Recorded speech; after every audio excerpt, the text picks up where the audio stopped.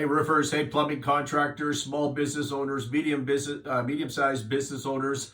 This is a quick shot on the Martinis with Scott channel. Hope everybody's having a great Tuesday morning. Today we're going to talk about the three types of financial statements, the assurance levels that the accountants can provide to you, and why you're spending so much money having your statements prepared. And maybe we can think about whether that's smart to be spending that much money. So there are three types of accountant prepared financial statements. The most expensive would be the audit.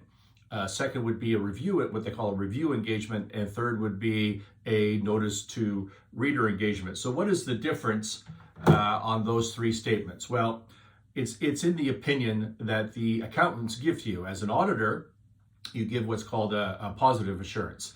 And basically what an audit opinion says, if you ever go read one, you can look one up on if you have your own audits, obviously, but you can also look one up on the internet anytime you want from any public company. All their statements are audited, and the opinions say basically the same thing. And translated, what they say is, we're an auditing firm of a good reputation, and we pored over the books and records, and these statements are correct, materially correct. Not every dollar, not every cent, but within reason, they're materially correct. And they are presented to you in accordance with GAAP, Generally Accepted Accounting Principles. GAAP is an acronym for Generally Accepted Accounting Principles, which, depending on where you are, will be different. Could be IFRS, could be US GAAP, could be small business GAAP in Canada. So the GAAP will be different, but that's for the accountants to figure out. I wouldn't worry about that. But that's what an audit opinion is. It is positive assurance. The statements are correct within materiality.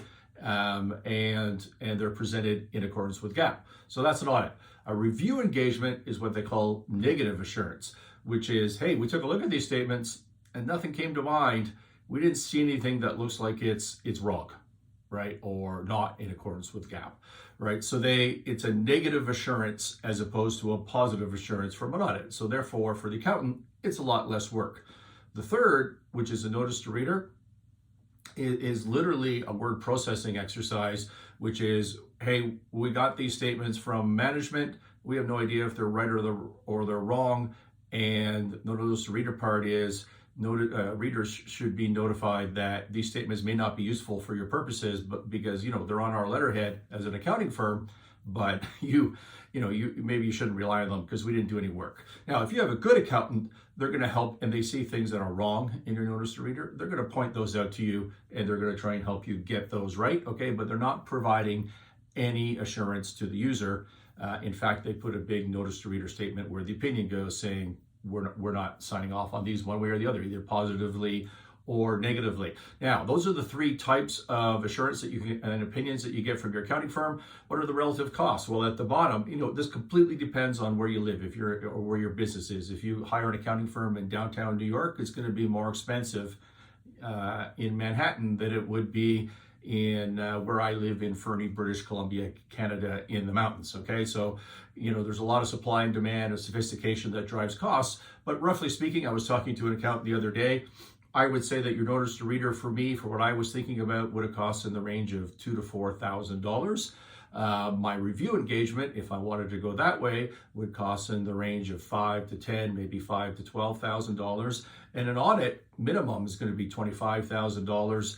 And if you're a $30, $40, $50 million company, you're going to be spending $60,000, $80,000, $100,000 for your audit.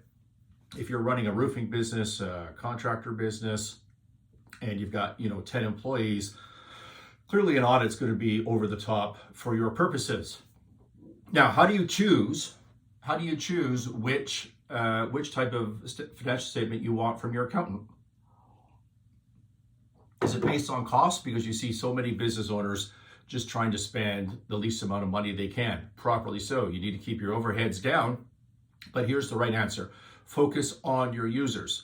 What does that mean? The people that are actually going to be looking at the finished product of the financial statement. So who would that be? Well, you are one of them. Do you need an audit? No. Do you need a review engagement? Not really. If you're confident in the people doing your debits and credits, putting in the journal entries, you don't need to spend the money on anything You may not even need to spend it on a notice to reader. Remember, that's really just a formatting and putting it on accountant's letterhead. So you're a user and you don't need anything other than a notice to reader, probably. What about the tax people? You do send in financial information to the IRS, CRA in Canada, whatever your taxing authorities are. Do they require audited statements? No. Do they require reviewed statements? No. They just require financial information, which could be in the form of a notice to reader or not even a notice to reader, just internally prepared financial statements. So you don't need to spend the money to keep the tax people happy, which makes a lot of sense. Who else might be a user of your statements? How about your bank? You borrow money from them, and you need to report on some basis. You need to look at your credit facility because the bank might require an audit if the line is big enough. If the credit line is big enough, they might be okay with reviewed statements. They might be okay with notice to readers.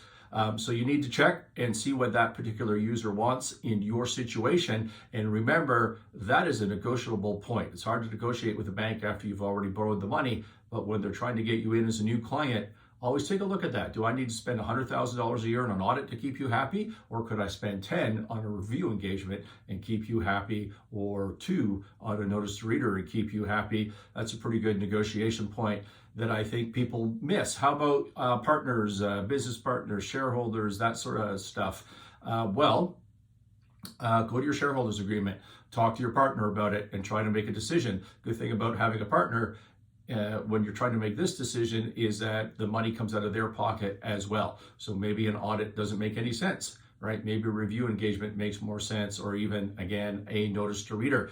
What if you want to sell your business? It's not just users today, but think about your users in the future. What if you want to sell your business and, by definition, if you're running a contracting business, who are you going to sell to? Well, you're going to sell to somebody bigger, right? Who can afford to buy you. You're going to sell to a competitor that's larger, or you're going to sell to a financial player like a PE fund, somebody like that. Well, if you're trying to sell your business 3 years in the future, you probably need to start auditing today, even if you never have in the past, because it takes a couple of periods for the audits to, you can't get a clean audit opinion year 1. You need to wait till year 2 because they haven't counted your inventory in year 1.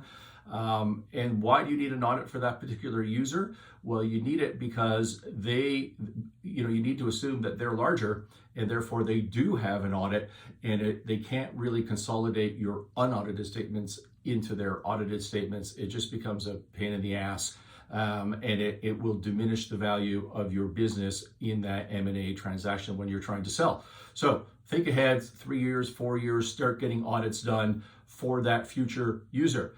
That was a Martinis with Scott quick shot, talking about the types of financial statements and how maybe you could be able to save money on your reporting by thinking primarily of the user and their particular needs. Thank you for listening.